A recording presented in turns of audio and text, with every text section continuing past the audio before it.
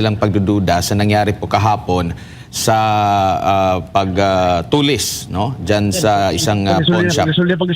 Opo, sir, ang isa sa kanilang mga napansin, nabanggit mo na ito, umatake sila, dilat pa po yung araw, and at the same time yung getaway vehicle nila isang single na motorsiklo, tatlo silang sakay.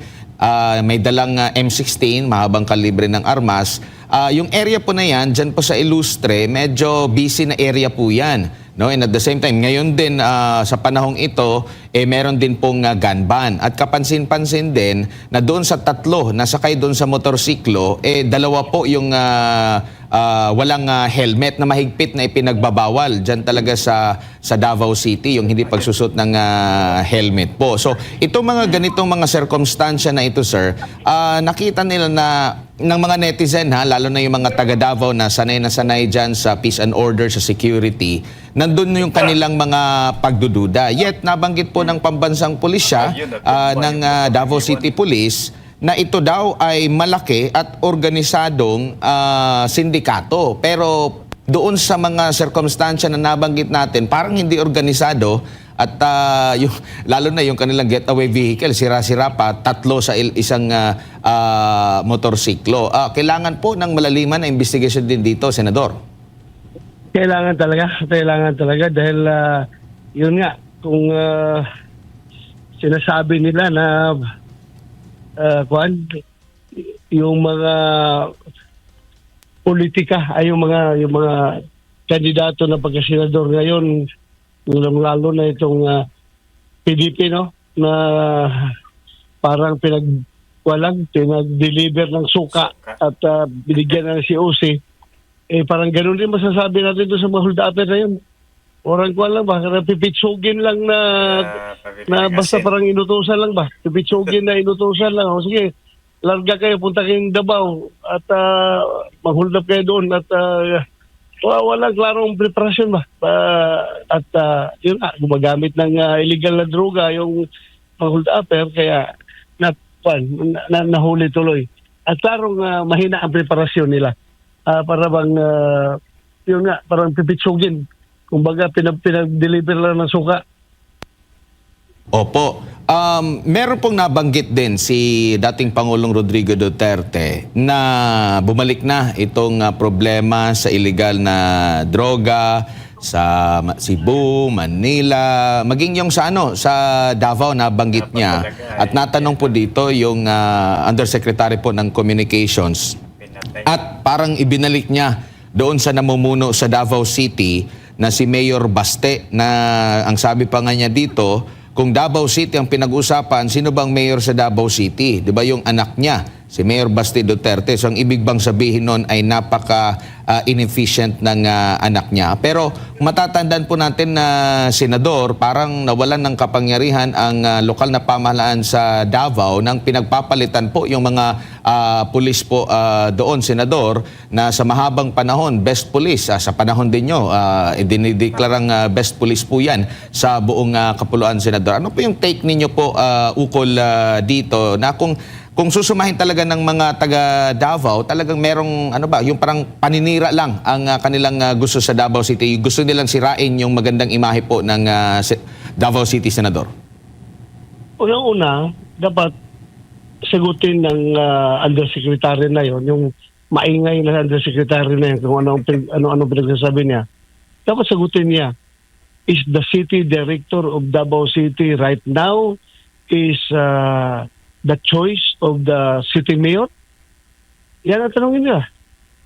Kung masagot niya na yes, then sisihin mo ang mayor. Kung kagustuhan ng mayor yan, na maging city director, sisihin mo ang mayor. Pero hindi kagustuhan ng mayor yan.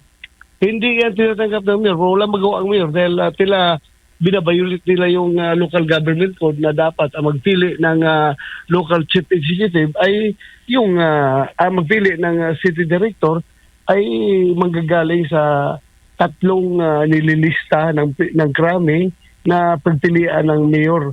Pero in that case, walang binigyan na listahan ng krami na pinapapili sa mayor at pina-assign lang diretso yan. At if you can recall, ilang beses yun sa isang araw, nagpapalit-palit ng city director So paano mo usisihin ang mayor na lalabas man talaga na wala siyang command dyan. Kahit na siyang mayor, wala siyang command dyan sa city director dahil ang city director is directly appointed by Krami or by Malacanang kung tutusin. So, paano mamasisi ang mayor? At saka yung mga pulis natin dyan na matagal na nakapangkapak na nila yung peace and order situation sa Davao. Alam na nila yung anong kapangkapak na nila ang sitwasyon sa Davao. Matagal na silang alam nila yung gagawin dyan sa pag-maintain ng peace and order. Ay, pinagtatanggal nila. Di ba? O like for example, yung si Colonel Ronald Lau, napakagaling na na opisyal yun. Talagang nagsimula yun as PO1 dyan sa Davao at alam niya yung paanong diskarte yan para makontrol ang sitwasyon ng krimen sa syudad. Isa na nga si Ronald Lau at yung iba pa mga opisyal dyan na magagaling na talagang inaasahan natin. Hindi lang inaasahan ng mga taga City Hall, kundi inaasahan nating mga mamamayan dyan sa Davao na kilala natin na magagaling na pulis. Yun, dahil magaling na pulis at ina-identify nila sa mga Duterte, ay pinagtatanggal nila at kung saan na pinagtatapon. So, yun ang mahirap ngayon dyan. Tapos, kapag mayroong krimen na mangyayari, ibalik lang sisi sa mga Duterte. Very kabaligtaran yung pinagsasabi nila. Yes, Mayor si Basti Duterte. Pero, hindi niya kagustuhan kung sino yung nakaupo ngayon dyan. Hindi niya hawak yan. Hindi niya totally kontrolado. Dahil ang naglagay dyan, yung Krami man, yung Malacanang, para very clear, para ma-neutralize ang mga Duterte. Let's put it bluntly. Nilagay nila yung mga pulis na yan dyan para ma-neutralize ang mga Duterte. Tapos kung may problema, ang Duterte ang sisihin. That's double whammy on the part of the Dutertes. Opo, kasi kung ramdam nila din yung presensya ng mga pulis o sa security dyan, magdadalawang isip talaga kasi sa mahabang panahon po na na-maintain ang magandang peace and order dyan po sa Davao City na talagang kinatatakutan ng mga kriminal. Pero yet ito, parang simple lang sa kanilang umatake po dyan sa Davao City ngayon, Senador. Talaga. Kung sa panahon ko pa kung ako city director yung time na yan, yung ganun ka blatant na broad daylight, magdala ng long firearms, hindi pa nakakover ang mukha, nakasakay sa motor. Ay nako, ayaw ko lang kung saan na sila nilibing ngayon kung sa panahon ko pa yan noon. Sigurado yan na maupakan ng pulis yan. Hindi yan makakalusot. Kung makalusot man sila, hindi sila makalabas sa Davao. Sigurado yan. Pero ngayon, paano yan? Mabuti na lang, may isang nahuli. We have to congratulate the PNP, the Davao City Police, for arresting one of the suspects. Otherwise, kung walang nahuli, sirang-sira na naman ang imahe ng sirang-sira ang imahe ng Davao City. So we have to congratulate kahit paano may nahuli na isa. Congratulate natin ating kapulisan dyan sa Davao. But then again, per Davao standard, kung tayong Davaoenyo ang standard natin masunod ay siguro dapat ay naikwento ng pulis yung mga yung mga hold upper na yun na may dal-dalang long firearms. Dapat talaga natimbog yun, di ba?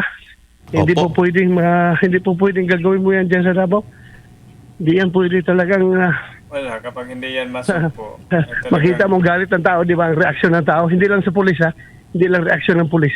Kundi reaksyon ng ordinaryong mamayan ng Davao kung gaano sila kagalit sa pangyayari. Parang sila mismo ang nainsulto. Bumabalik talaga. Sila mismo ang nainsulto sa pangyayari na yun. Sa kasaysayan po, Senador, nakamonitor din tayo dyan, assign din tayo dyan as a reporter. May mga sumubok na manghasik ng gulo dyan. hindi na nakalabas. At yun nga, nagbago na yung kanilang birthday nangyari dahil sa nanlaban din siguro. Kasi may mga issue din dyan dati, di ba? Yung mga kinidnap, dyan dinala sa Davao. Yung meron pang martilyo gang noon, pero may kinalagyan din kalaunan. So talagang naitatak dyan sa Davao City na hindi yan safe para sa mga kriminal. Meron pang yung Jemaah Islamiyah na foreign terrorist, yung Jemaah Islamiyah na gusto pasabog ng bomba diyan sa Davao. If you can remember, hindi rin nakalusot.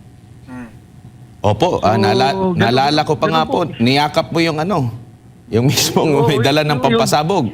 Yung Malaysian na terorista na pumunta ng Davao para pasabog ng bomba. Yung ni-wrestling ko pa yun. Opo, naalala ko po yun na senador dahil bago maganap yun, nandun ka sa nanonood ka ng sine nun. Hindi mo nga natapos yung pelikula nun kasi nga marami ka na natanggap ng mga report. At yun nga, isa din yun sa magandang accomplishment po sa panahon po ninyo during Davao City Police Chief. At saka yung mga karnaper lang mismo ay hanggang Marawi pinaghahabol natin yung mga karnaper dyan doon sa Davao na yung mga sasakyan na pinagkakarnap pinag-recover pa natin sa Marawi noon. Tama, naalala ko rin po yung sa isang mall, 'di ba? Merong ninakaw doon sa mall, sa parking lot ng isang mall diyan sa Davao City, naghabulan hanggang sa matrace kung saan yung kuta niya. So kumbaga, ito na po yung naging trademark. Yet ganito po na parang unti-unting nawala o unti-unti bang sinadyang dungisan ang magandang imahe po ng Davao City, Senador? Kaya kasi sobrang motivated ang ating kapulisan. Ang City Director, masyadong malalim ang relasyon sa mga nakaupo sa City Hall, sa local chief executives. Ang coordination ay napakaganda at hindi na kailangan talagang i-improve. Talagang andyan na kusang lumabas na lamang. Whereas ngayon, kahit na magpatulog-tulog yung City Director, wala mang takot yan na kung anong mangyari dyan dahil hindi man siya kaya iparilib ng mga Duterte. Dahil nilagay man siya dyan ng Krami at ng Malacanang na gano'n siya katibay. Hindi mo siya kayang sabihin ng mayor na umalis ka na dito. Hindi mo siya mapapaalis ng mayor dahil back up man siya ng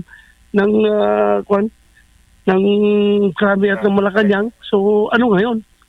Ano ngayon ang sitwasyon?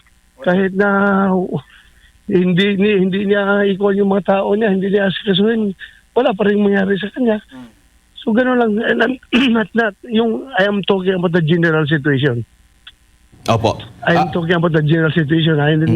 Not to a particular person. Kasi alam ko kung personal kilala ko rin naman yung nakaupo dyan na City Director sa Davao na masipag din yan. Masipag. Pero ang sitwasyon niya ay hindi talaga siya hindi siya mananagot sa local chief executive dahil wala siyang utang na loob dyan. Wala siya hindi siya pinili so to speak, no? So, bahala kung ano mangyari dyan. Anyway, hindi mo ako kayang tanggalin dito dahil hindi ikaw naglagay sa akin dito, kundi Malacanang, ang Krami.